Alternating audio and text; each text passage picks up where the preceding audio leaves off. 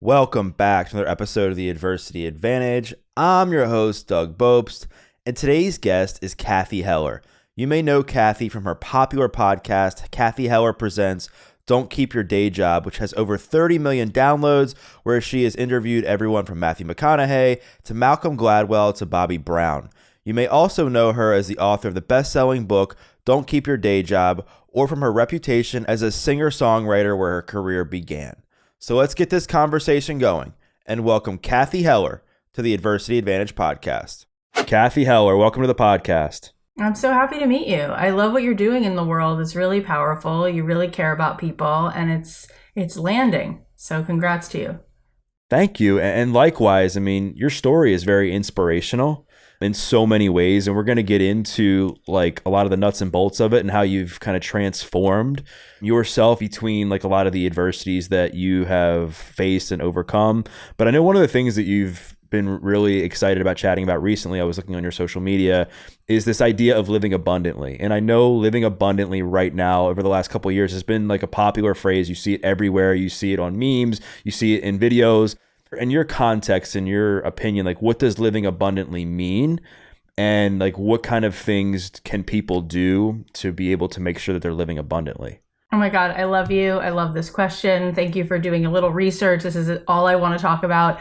So just to give some context, okay? So I was a comparative world religion major in college, took what I thought was going to be a 2-week trip to Jerusalem just to like check it off the bucket list. And I stayed for 3 years studying Kabbalah and Jewish mysticism, went to Los Angeles, started studying at the UCLA Mindful Awareness Research Center, where we're kind of studying the brain and what's happening at a science level when we step into a place of coherence.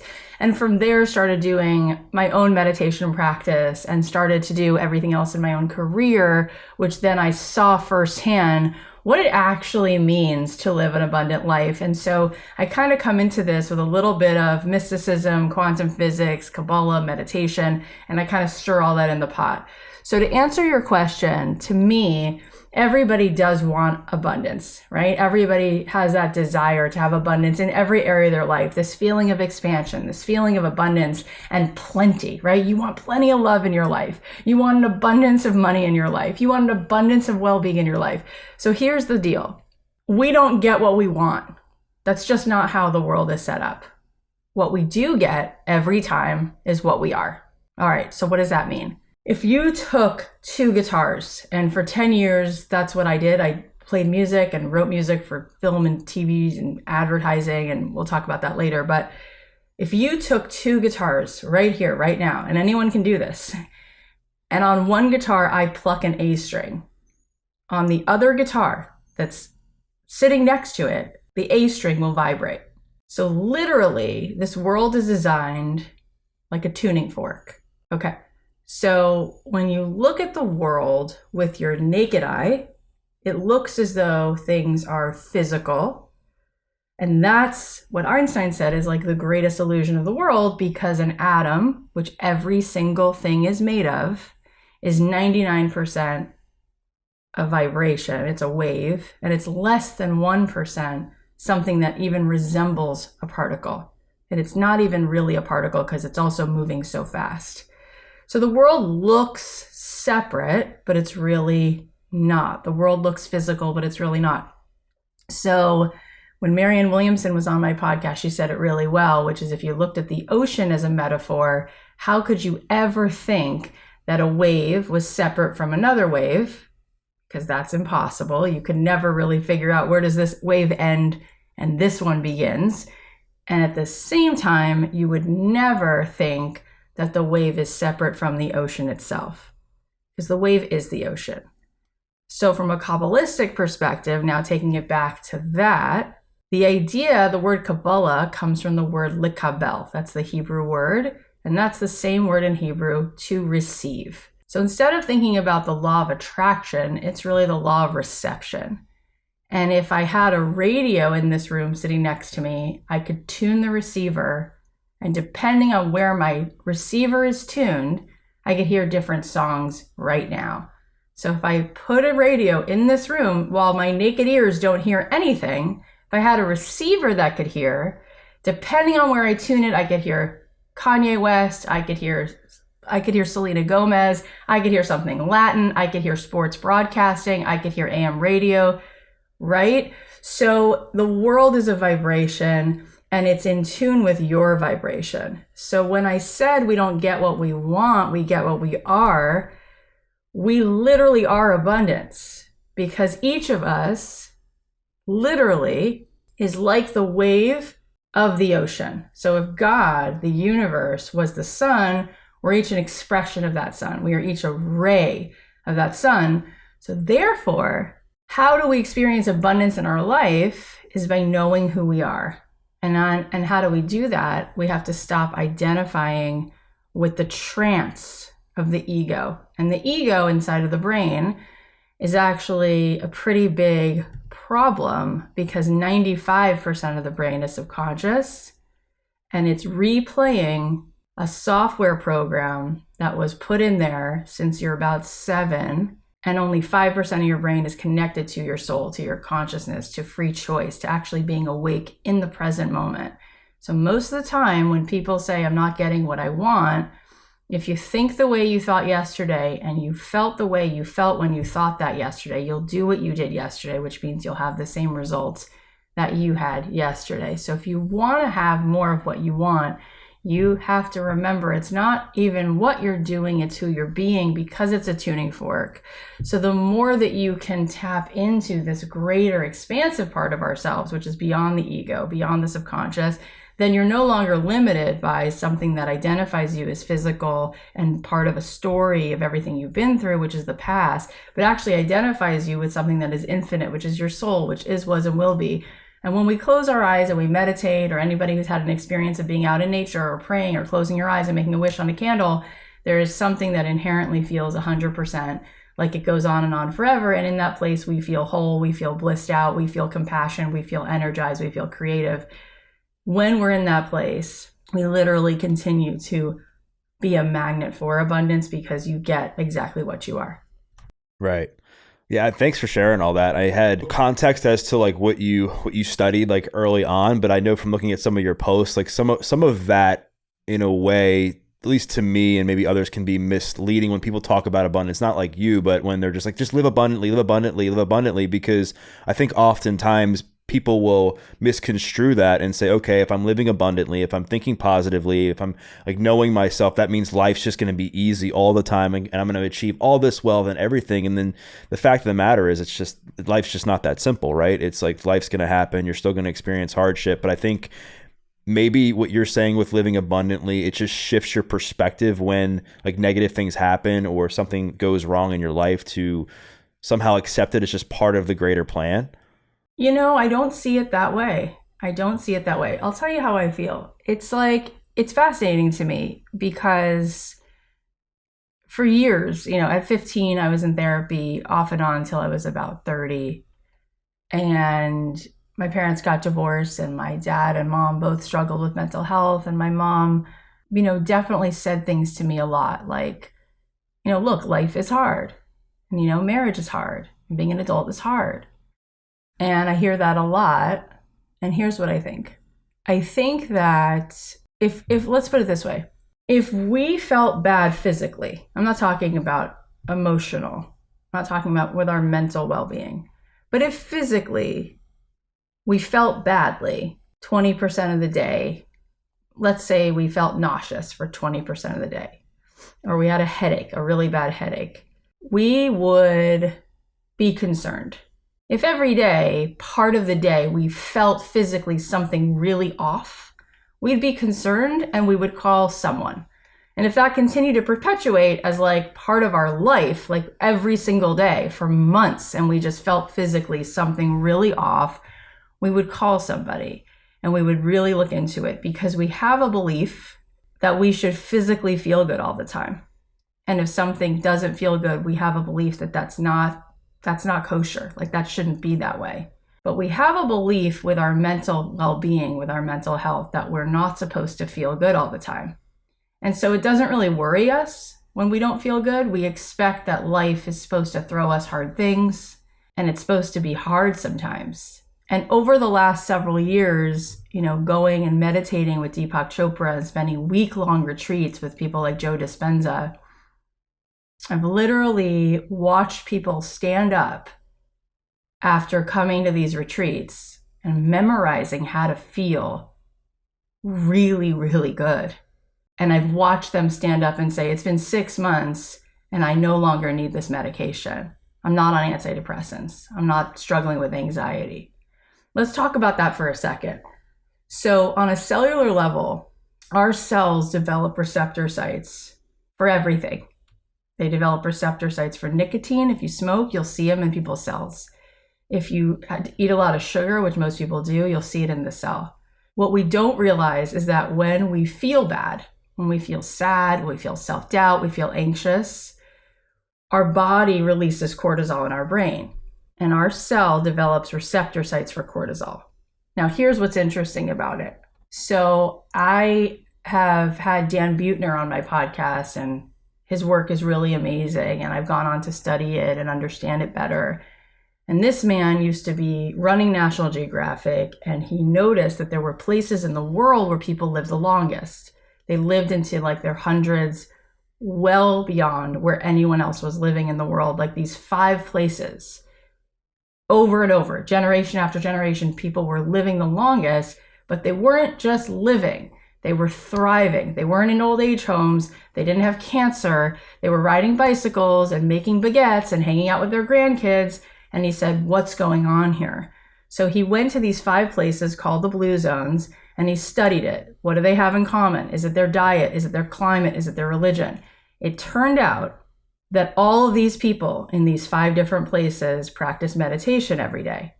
And why was that responsible for their longevity? It's because they had a reduced level of cortisol in their body. Because the stress hormones, not only did they go down, but what got replaced with the cortisol was dopamine and oxytocin from the meditation. And what he found is that these people were genuinely happy on a genetic level, and they weren't experiencing life as anything other than magical. Yeah. A lot of that makes sense, and I agree with. I'm just kind of in a way playing a little devil's advocate, because this is one of the things that I hear from like people, like for instance, I have a really good friend who's going through something really, really challenging, in that her mom is on the verge of death in like the next few months.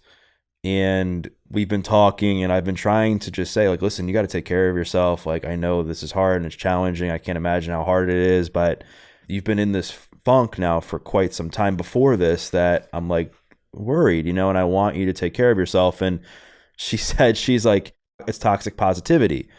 And I said, listen, like, I'm not telling you that you should be positive about your mom passing away. All I'm saying to you is that you've been in this funk now for like a long time.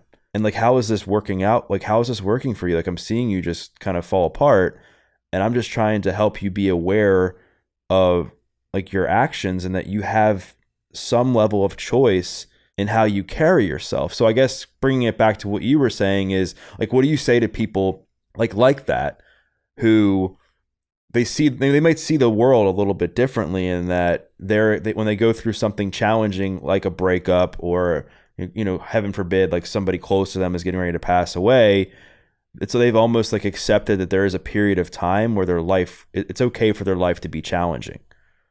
Yeah, I think that contrast is a blessing. Right. I mean, my friend, one of my closest friends, Amy Purdy, lost both of her legs to meningitis. And she's the happiest person I know, and it's not toxic. And she sees that as the greatest gift of her life, because that contrast created an icon. It created a legacy. And people do say to her, she actually gets a lot of shade for being very much celebratory. That's okay. People get triggered by things. I think it's how people see the world. She just came back from a gathering. She was invited to a private gathering, and she called me. She's like, I just came back from hanging out with a few of us. We're invited to this private island, Elon Musk, me, Justin Timberlake, George Lucas. And she said, Elon got up and said, people say I want to do something big with my life. I want to make $1 million.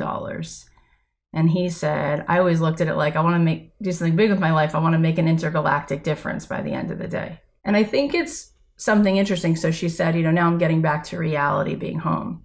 And I said, but that's reality where you were, right? So reality is the problem, is that Einstein, he talked about reality, but people didn't listen. And we don't really want to grasp reality sometimes because we're emotionally addicted, literally, to cortisol. But here's the thing.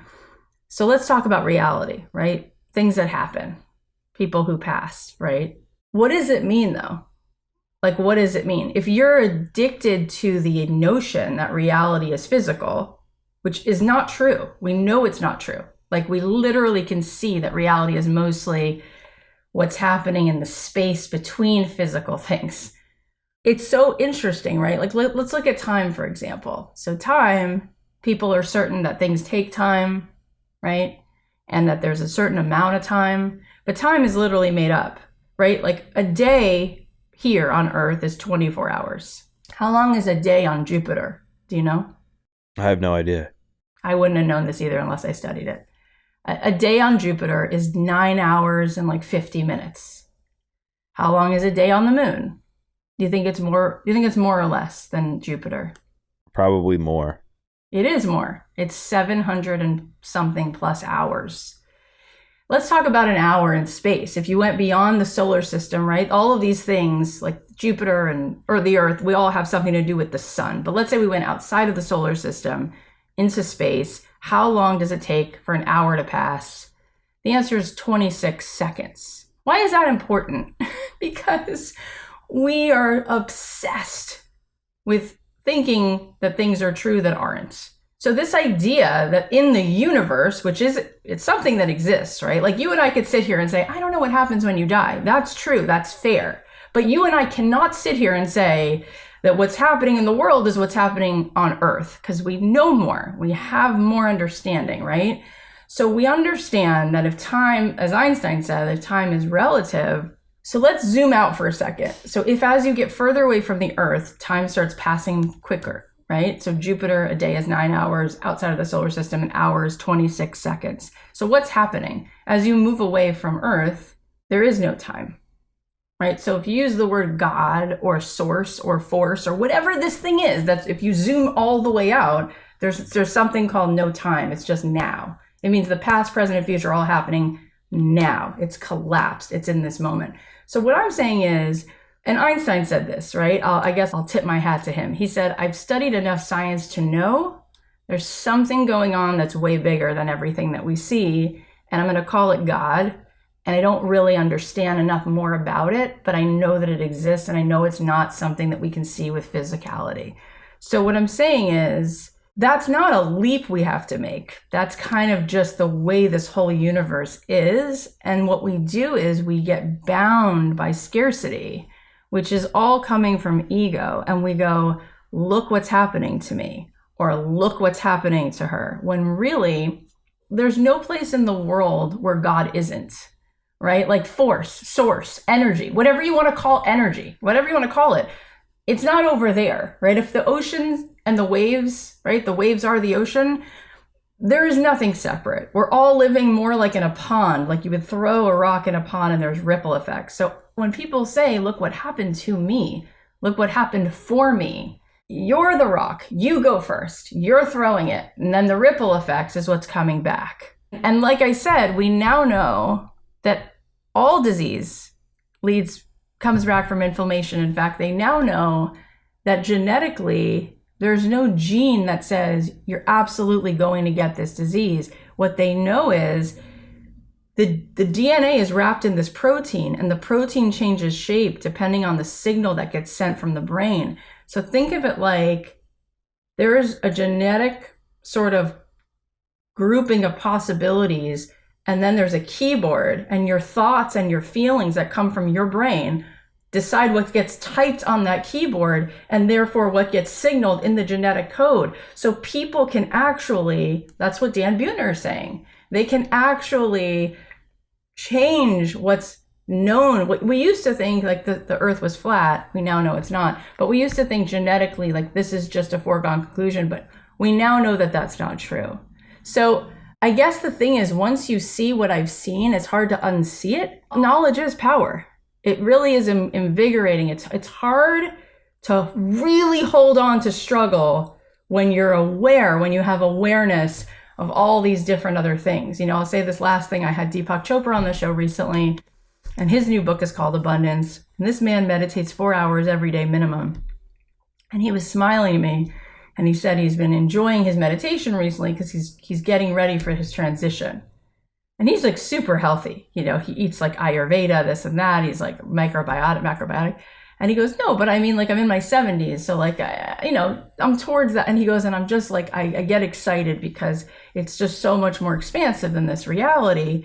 It's just interesting, right? It's just interesting that some of the people who offer the greatest amount of peace and life in this world had an awareness of the world being a lot more expansive than most people see it.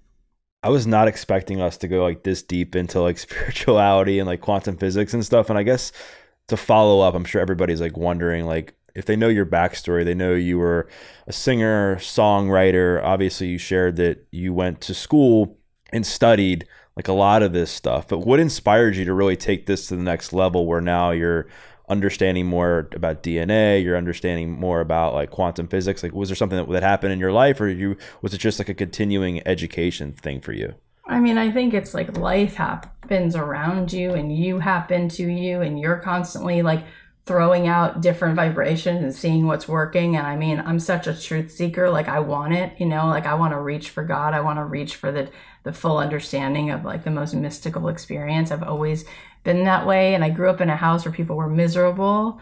So I knew that couldn't be the way we are like supposed to grow up, to be so unhappy and so addicted to things like alcohol and violence and divorce and depression and so much sadness. It felt so unnecessary. It just seemed like so ridiculous. Like, you don't look at the plant kingdom and see like redwood trees just suffering all day long. You know what I mean? Like, they just reach as high as they can. They grow as tall as they can. There's so much peace. There's so much well-being. And then you look at the human species that's racked with suffering. It just doesn't make any sense to me.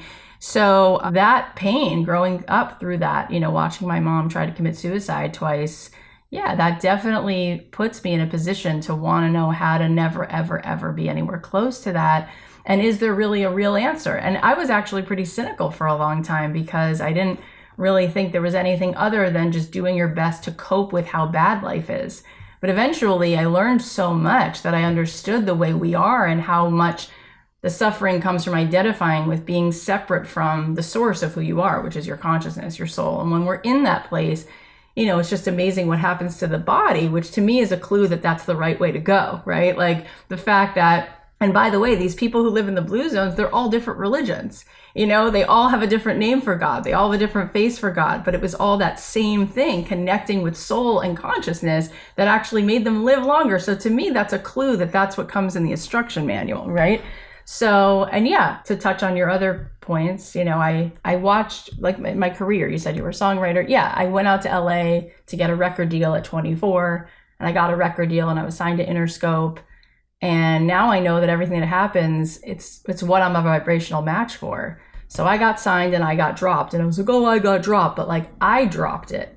And I dropped it because my subconscious belief was that if I actually went through with this deal, I would lose myself. I had all of this like sabotaging belief, which a lot of people have around success and money. And so I got quote unquote dropped, right? Like they dropped me, even though it was just, they were matching my vibe.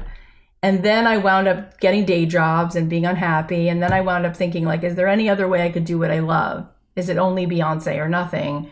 And I wound up writing music for film and TV. And I just show this because it's a quick way to tell the story. But so then like in 2000, like 11, 12, 13, 14, 15, like every year, like a big magazine would publish like a full page story about me, how I was like, here's another one.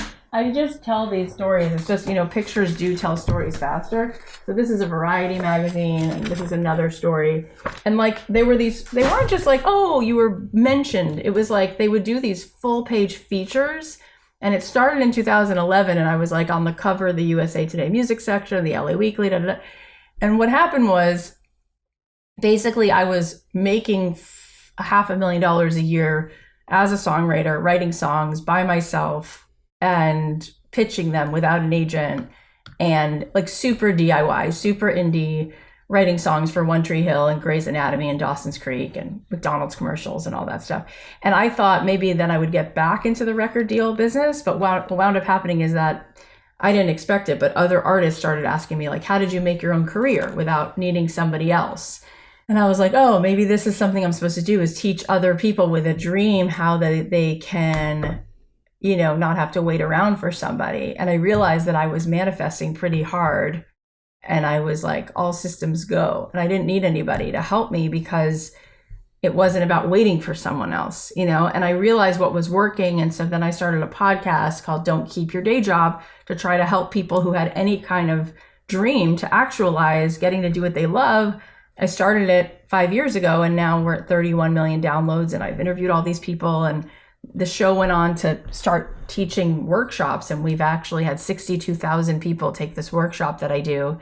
And the workshop is between $3,000 and $5,000, depending on if you pay for like the regular level or the upgraded level. And I'm with them live. Like, it's not like some pre-recorded anything. It's like I'm live with them on Zoom, answering questions, putting them into breakout rooms and giving them homework and checking. It's like a very intense part of my life.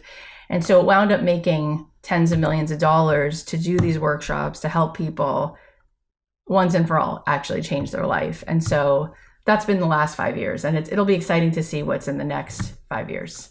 Congratulations on all of that. It's so inspirational that you've been able to achieve that. You said a lot, and I want to go back. I like getting into the moments where like you made that decision and you like had enough of like this one particular mindset that was holding you back, and you propelled forward. And you mentioned that when you got dropped from Interscope, you, I guess at the time, thought that they dropped you, and you had these limiting beliefs that were like, you know, if I go through with this, I'm going to lose myself. And I think there's a lot of people in that moment when they get dropped from something like that, or they have a dream that comes to an end, they would either keep pursuing that dream, just banging their head against the wall without doing any internal work as to why it's not working out, or they would quit and then realize that everything else in their life is going to turn out that exact same way, and they're going to fail no matter how they try because of a limiting belief that they continue to believe about themselves. Like, how did you transform like your mindset to not only like go and do something else, but you didn't just like half-ass it, you crushed it, like doing what you were doing? Like, when was the moment when you realized your mindset was getting in the way? And then what did you do to transform it?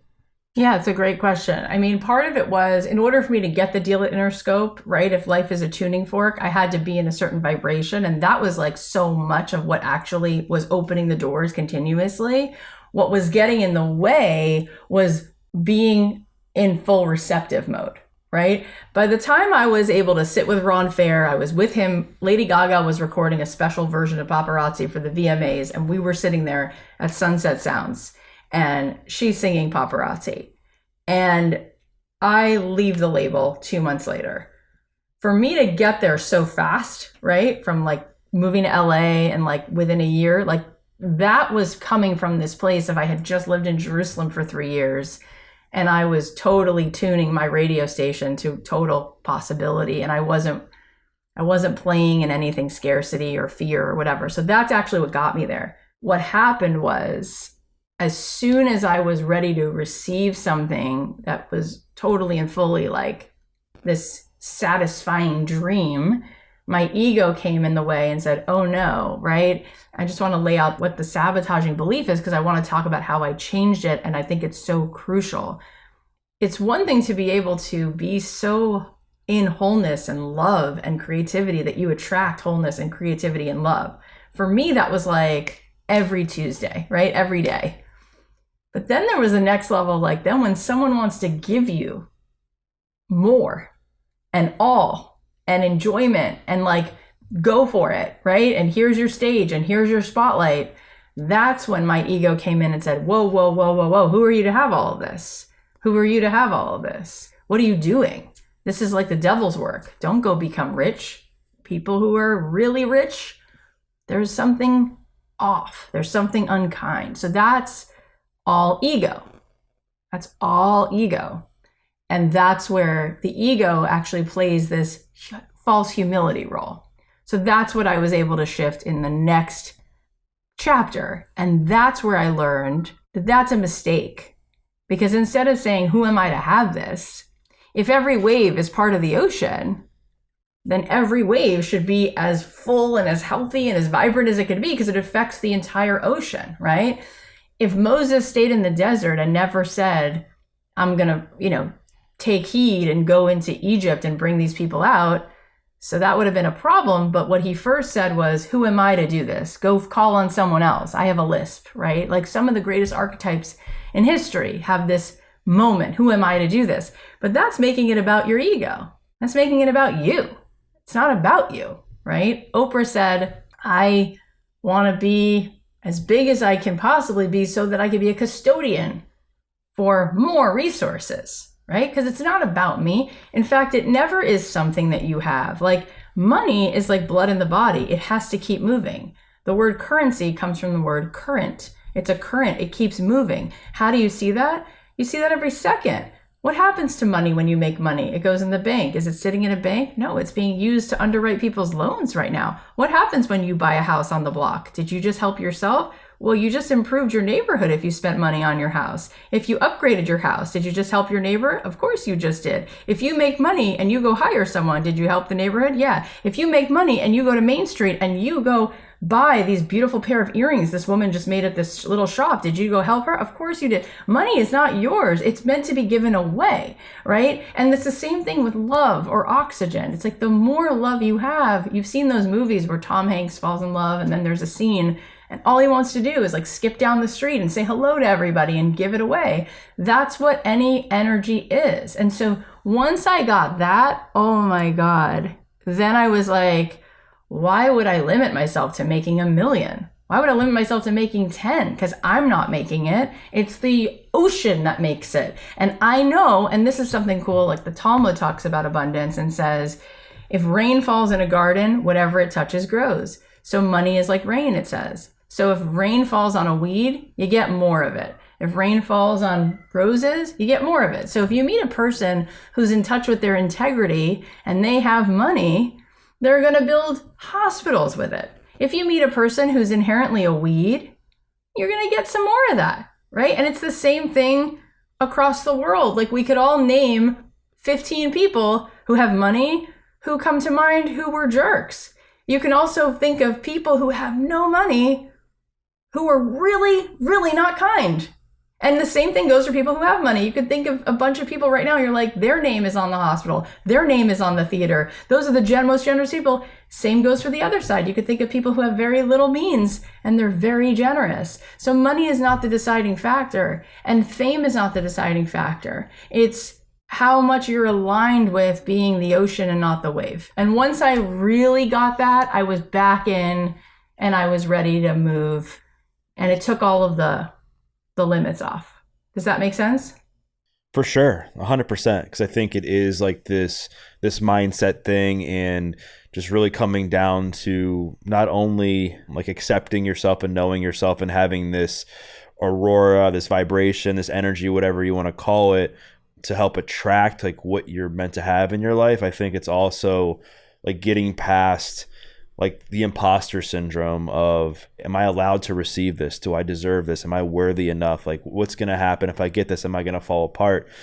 I know you went through a lot of chaos when you were a kid. You just opened up and shared about some of that a few minutes ago. Like, knowing what you know now, you seem like a pretty self-aware person. Do you think any of that like got in the way of what you were doing in your early to mid 20s as you were like had just come out of this traumatic childhood? Like, were you ever like falling back into those patterns saying, oh my gosh, like my childhood was so traumatic or toxic that's just the way it's going to be? Or was that something that you had moved past at that point? There's a couple different, ways to go. And we've seen some examples of people who, because they went through stuff, they become like radically the other way. And that's kind of how I was, because when my dad left, he really left. I didn't know, kind of his whereabouts. He got remarried, but I wasn't even clued into that. And he had a new family, which I wasn't a part of any of that, right? So that was like a actual abandonment, right? Like he left, closed the door, went on to have a life I didn't even know about. Meanwhile, at this point, I'm living alone with my mom. We have like no electricity. right? We're living in this little apartment. She can't get out of bed and she tries to end her life. And I'm the one calling an ambulance.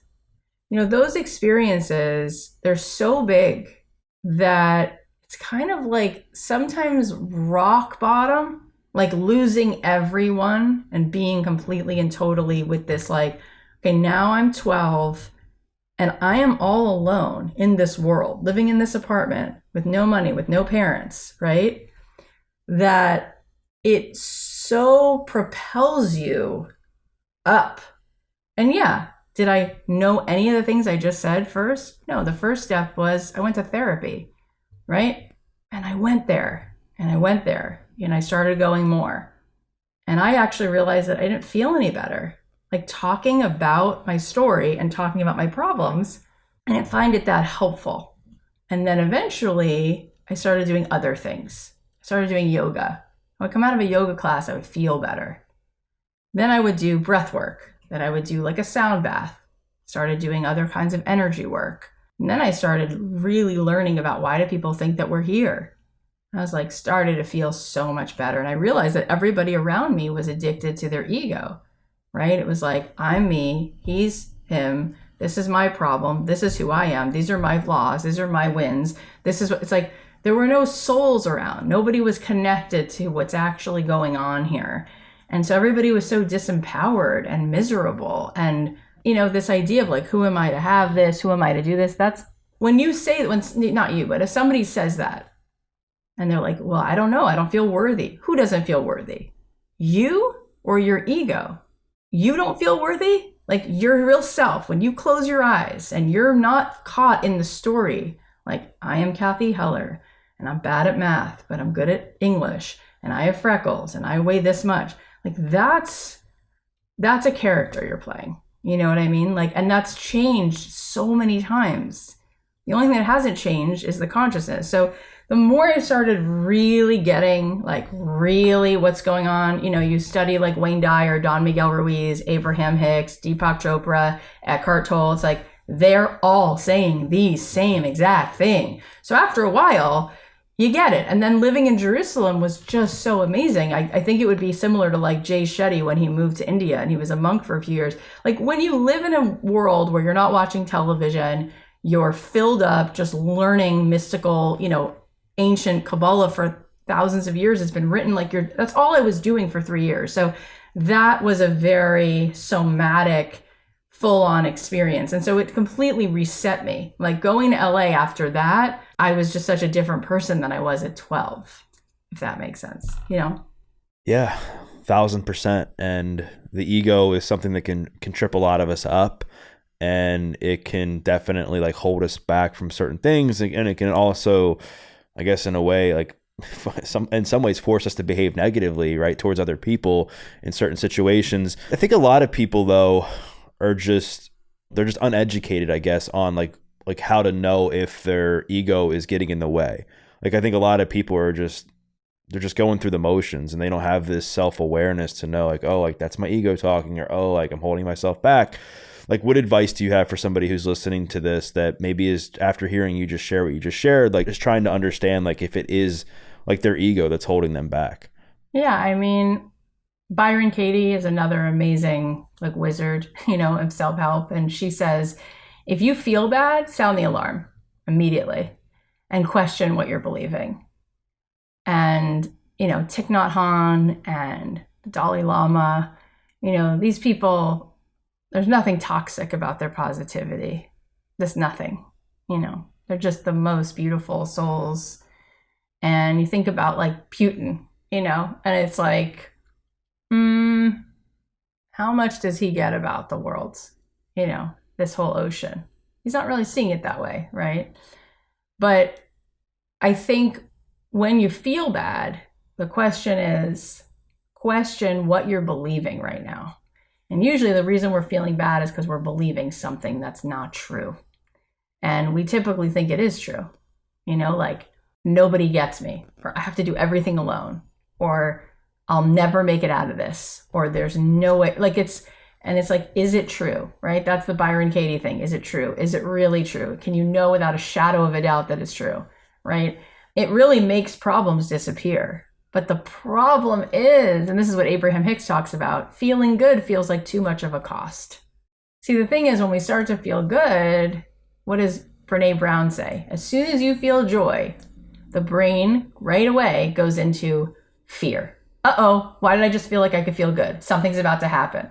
So Brene Brown's research shows that joy is the most vulnerable emotion because the ego has to calm down in order for you to feel joy. Ego is the brain's design to protect you from a saber-toothed tiger. So it's always looking for the exits. It's always looking for how you can't trust this person. It's always looking, and that's also the illusion of separation, right? Like you and me are separate, as if that's possible. So I gotta like impress you, and you're different than me, and how many followers do you have versus who I have, and what can you do for me? I mean, it's all that stuff, right? That's all ego. So to feel joy, I have to let go of that. And that means I can't worry about predicting what might happen. I can't try to control how something scary might happen. Yeah, I have to go in. That's what joy is. Yep, that's what it costs you fear. And people don't want to let go of fear because on a very somatic level, since they were little, that fear protected them. It's a survival skill. So the ego is protecting us. And we want to belong. We want to make sure that we get the approval of other people, all of that. So that's what's really at stake. And so we can say, right, to go all the way back to where we were 20 minutes ago, and I mean this with so much respect, and I appreciate your saying I'm playing devil's advocate because I like these kind of conversations, you know? But when you said, you know, but life can be hard, and like now 20 minutes later, and I'm not saying that you need to be on my side of the table here, but you can see why I say what I say. Because spending, and I've also interviewed 650 of these people, right? Byron Katie, Deepak, Marianne, Gary Zukov. I've interviewed all these people. So 650 hours on top of everything I've done. It's hard to co-sign. You're right. Life can feel bad most of the time. There's a lot of challenges and life can be it's really hard to co-sign that when you've been living where I'm living. It's just hard. And then what's very exciting though, is the brain starts to rewire itself, which starts to change our nervous system. And then what starts to happen is I start memorizing how good it feels to be in touch with reality this way. And then I really can't go back because I'm not conditioned anymore to feeling that negative thing. And as soon as I do, I know something's out of alignment. So I go back to alignment. Does that make sense? 1,000%. And I was just going to bring up like a relevant example. Like I found that when you try hard to impress somebody, it could be for me if I'm trying to impress a girl or if I'm trying to impress somebody in business, like I find that situation ends up going like the exact opposite of what I wanted, and it doesn't go well because I'm being somebody that I'm not. And we're both podcasters, and I'm sure you've probably had this experience, I would imagine, in 650 episodes and some of the guests that you've interviewed, that I find myself when I try too hard to impress a guest or I don't just let go and just be natural, that the conversation doesn't go as well as like the one where I just let it all go and I just said, you know what, I'm just going to flow with it and let it go. Like, have you had that same experience yourself? Oh, 100%. That's the best. In fact, that's what I love about you right now. You know, like when somebody placates to somebody else, that person feels uncomfortable because they're aware that the person in front of them is playing to their ego, right? But if you really like care about having a connection, you just show up as your true self, right? And, you know, I've heard Tom Petty say, like playing guitar, he would come off the stage at Madison Square Garden and he would have to pace in the hotel room for like an hour every show. And he said the reason he had to do that is because he felt literally possessed during the concert. Like he would put his hands on the guitar and he knew he's playing guitar, but he would let go so much to the point where something else was playing the guitar, right? And if you listen to like the way Michelangelo describes like painting the Sistine Chapel, he says that like something just came over him. So now they've studied that. They call that flow, right? And flow is where literally they can see in the brain that the ego gets quiet and real consciousness shows up in the room. Now, what makes that a sign of consciousness? Because again, the ego is trying to protect itself. So it wants to predict and it wants to be self-conscious and it wants to script and it wants to prep and it wants to get a certain agenda. Consciousness wants to just be in flow. Yeah, that all makes sense. And you're right. Like, I think at the end of the day, like as humans, people just want to be around people that are just being themselves, right? And I think the minute that we try to lead with like accolades or achievements or like what can you do for me and all these things that our ego likes to do, it gets us further away from the very thing that we want, which is to build a relationship or build a connection with somebody. So I'm glad that we touched on that. Like as we like kind of come to our close of our conversation, I want to go into like something like a bit more personal, I guess, as we've talked about so much of your life story and you've shared so much wisdom. You know, so many people would say, okay, like you seem to have it all figured out and you seem to have everything going on. Like what has like been one thing that recently, maybe it hasn't been hard for you as we've talked about, but it's been something that you've been working on to improve in your own life that is a goal for 2022 or even as we head into 2023? Well, I'll say it this way, you know, once you are aware of what really is real and what isn't, it's very disappointing when you feel yourself sabotaging yourself. So I have that all the time. And I'll be like, oh my God, can you let this go? You are so addicted right now. Like my husband the other day, we're driving and I say something and he responds with a sarcastic, you know, when people go absolutely or 100%, oh yeah, 100%. And he was being jokey about it. And I was really pissed off. And he knows a lot of what I just said too, because he's been with me on these dispenser retreats. He's been to UCLA with me. And he goes, how many minutes are you going to be in this? Like, you're going to be in this for 20 minutes, the whole ride. And I was like, damn it, it's so hard to get out. Like, it's so hard to get out, right? And so what I'm working on all the time is taking this software that's been in my subconscious, like hardwired, you know, since I'm 12, and I'm constantly trying to get in there. And that's why I meditate in the evening and in the morning so I can get in there and rewire it. So that really is hard. Or when I get like, you know, for instance, I've had a cough since COVID. I had COVID in January and the cough didn't go away, but only at night. Okay, so watch this. So I say to my doctor yesterday, what's going on? I'm only coughing at night. And it's not even when I'm just laying down, like starting around like 11, I start coughing. And he says, well, that's interesting. Because if you told me you started coughing when you lay down, I would say it might be postnasal drip, like as you lay down, the back of your throat, da da da da. He's like, so it's at night.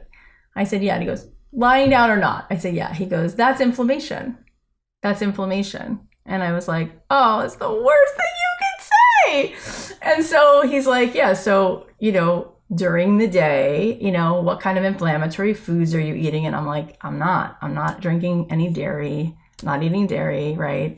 And he's like, all right. So there's some amount of cortisol pumping through you because at night, what we've seen is when the inflammation sort of builds up at night, sometimes people get a cough.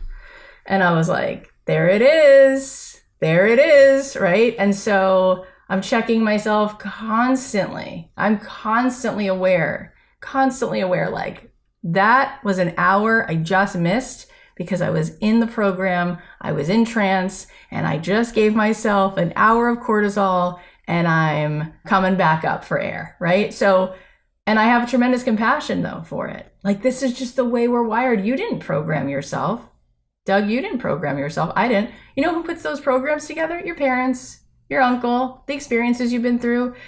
And like we have to reprogram it, you know, we all have to. Your parents did the same. They had to reprogram it too. So it's like, it's all good. It's just, believe me, the more you know, the more you're just aware of how much you have going on, right? Because I'm here in a body with an ego, right? And I have all my ways of like, I'll notice, it's unbelievable. Like I'll notice I'm talking to someone and I'm about to get a parking ticket and I will not ask to get up. And I'll watch myself get a parking ticket and I won't even say, I just got a parking ticket because I grew up in a house with a lot of violence. And one of my protector skills was just keep cool. And then what happens is I leave that meal and I'm so mad about the experience because that's not being authentic. And that really, it stings. And so I'm constantly making strides, but there's so much still to set down. There's so much old stuff to set down. And I got my own set of cards with that every day. Well, thank you so much for sharing all of that. I mean, I think it's enlightening for people to hear that, you know, despite like your wealth of knowledge and wisdom and the amount you have grown like personally, professionally, and spiritually, like there's still obviously you're a human being and we we all are still going to be like working on stuff constantly, but it's just having the self-awareness and the confidence to know that, okay, like I have the power to work on this and it's an ongoing thing. I mean, you said something that I totally relate to where you said like it really stings when you feel like you're acting like out of integrity or inauthentically. And that's like a big trigger for me. Like one of the things that really bothers me is when I find out somebody is not who they say they are.